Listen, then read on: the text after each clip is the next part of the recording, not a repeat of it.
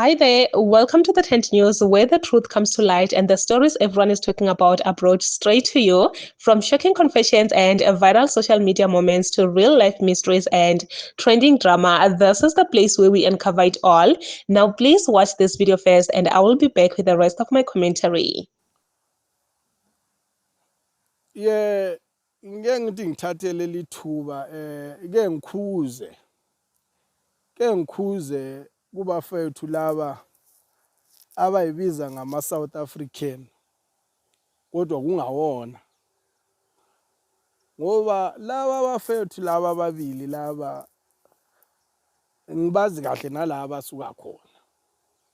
So ngoba besuke kwelakithi leZimbabwe bezalane eSouth Africa bahlala isikhathi eside sebeyitshela ukuthi sebengama South African.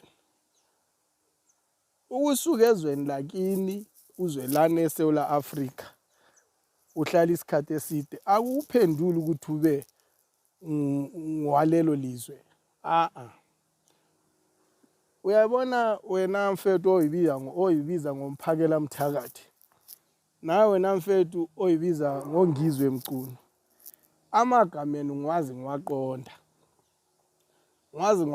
So ake lithi malibona le video likhuzeke bafethu, ngingaze ngilibize ngamagama enu wokuzalwa nezibongo zenu zangempela, ngoba liyazazi ukuthi libuya kuphi, singama South African. Kunye nalo dade lo bathi nguJesinta lo uZuma, asigama lakhe langempela. Igama lakhe langempela ngilazi kahle ngiliqonda. Nokuthi ekhaya ubuya kuphi ngiyazi kahle ukuthi ubuya khona le kwelakithi eZimbabwe. Ke ngahlala phansi nalo beyibiza lo bekahola idudula lo yangihlale naye phansi wamamela wazwisisa.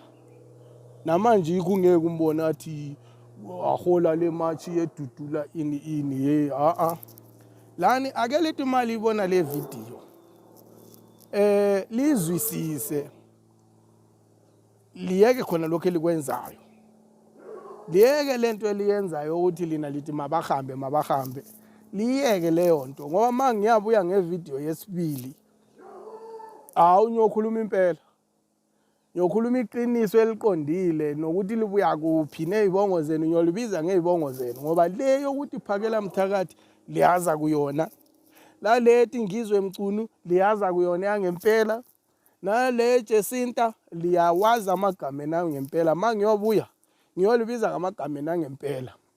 Ake lithi imali ibona le video liyeke lento eliyenzayo le before ngibiza amagama enu ngempela nezibongo zenu zangempela, ngoba ngiyowabeka ezidlangalaleni. Omunye nomunye uzobona ukuthi lingobani lina eselizenza amaSouth Africa, ngoba lisuke kithi leZimbabwe libuya lapha lihlala isikhathi eside lingasabuyela ekhaya, seliyibiza ngokuthi ngama South Africa. Liwuyeke khona lokho elikwenzayo, ngiyalikhuza bafethu. Bantu bakithi asilungiseni okunye lana, ngoba nazi ne30 ziyasondela, in30 zikaJune ekuyizwe ezikhulunywa konke nje ukuthi nge30 abantu bokufika kumele behambile. Engicabanga ukuthi kukhona okunye okumele kukhulunywe kodwa alikukhulumi, ukuthi nge30 mazi uyofika lezo 30 oyobe saselana eNingizimu Afrika kuhlanganwa phi. Liyabona ke kumele lisho lento ukuthi hayi makuyofika umhla ka30 usalana eNingizimu Afrika asihlangane nendaweni eso, uwenzele ukuthi nathi sithi sivuke ekuseni nje sigadla sikhuphukela khona lapha elisibiza khona. Ngoba alikwazi ukuthi nge30 kumele behambile labo bayoba besele sihlangana kuphi, ngoba songenzeka lilanda abanye ezindlini kukanti thina sikhona kwezinye indawo. Bekumele ukuthi lisho ukuthi sihlangane endaweni eso, kwenza ukuthi imali ifika lisithole sihlangene siphelele, bese siyayilungisa le ndaba, ngoba le ndaba indaba yensizwa.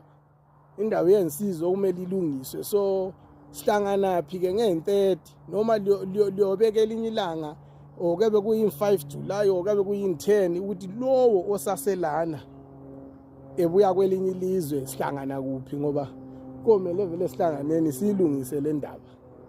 Uma ngisuka lana nje ngiyofonela uNgizwe Mchunu nalonu uPhakela Mthakathi. Ya kumele ngibambe i-meeting nabo, ngizobona maybe Saturday.